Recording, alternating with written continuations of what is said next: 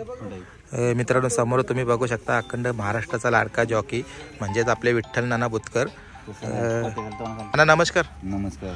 काय सांगाल, आज हिंदकेसरी मैदानामध्ये तुम्ही दाखल झालेले आहेत आणि 2-3 दिवसापूर्वी खूप मोठी चर्चा चालली होती. भुंगा आपल्या नियोजनामध्ये या मैदानात पळणार होता, पण काही कारणास्तव भुंगा न आला. कार्यक्रम आहे काहीतरी. हां, आज काय नियोजन आहे आपला इथं मैदानामध्ये?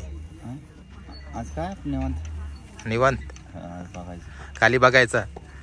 पण लवकरच अपेक्षा असेल लोकांना की भुंगा म्हणजे तुमच्या दावणीला पण येणार आहे आणि तुमच्या हाताखाली पलावा. पहिल्यांदाच पळेल का भुंगा तुम्ही? 20 तारखेला येणार आहे. 20 तारखेला येणार आहे ना.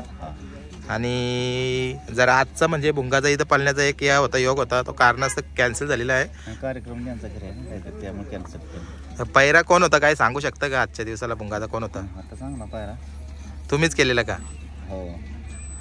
आणि मला वाटतं आज आपल्या सर्वांचे लाडके रणजित सर निंबाळकर नाही, एक इतका मोठा मैदान कुठेतरी त्यांची कमी भासते का? आठवण आहे त्यांच्यासाठी. आठवण आहे ना आज?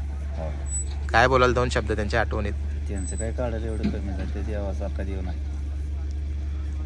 कारण कुठेतरी एक चांगली शिस्त पद्धत सुद्धा आपल्या या क्षेत्राला लावून गेलेत ते. हो, म्हणजे कायम स्वरूपी आठवणीतच राहतील आपले सर. हो, आठवणीत राहणार. आज मला वाटतं तुम्हाला जाणीव उणीव भासेल का त्यांची आजच्या मैदानाला? प्रत्येक अड्ड्यात होती. प्रत्येक अड्ड्यामध्ये.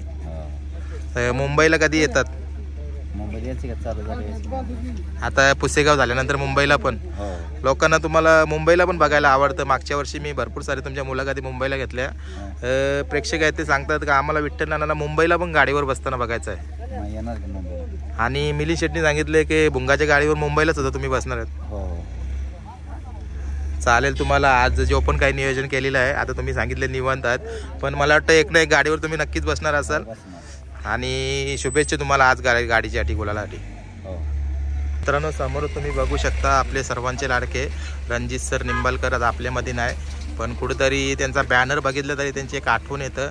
आणि बाजूला त्यांचाच बघू शकता जो एक नाव ठेवला होता नाना. नाना म्हणजे एक देवाच्या रूपात त्यांना भेटलेला एक साथी होता. त्यांना कुठं ना कुठं आज सरांची आठवणसुद्धा येते, जाणीव भासते. आणि बाजूला तुम्ही बघू शकता सर्जाचा सुद्धा बॅनर आहे. आणि बकासूर सर्जा आणि बकासूर, सुंदर आणि बकासूरची जी गाडी पळालेली आठवण असेल तुम्हाला खूप मोठ्या मैदानाला. आणि तिथला हा बॅनर कुठेतरी कोरून काढलेला आहे एक आठवणीसाठी.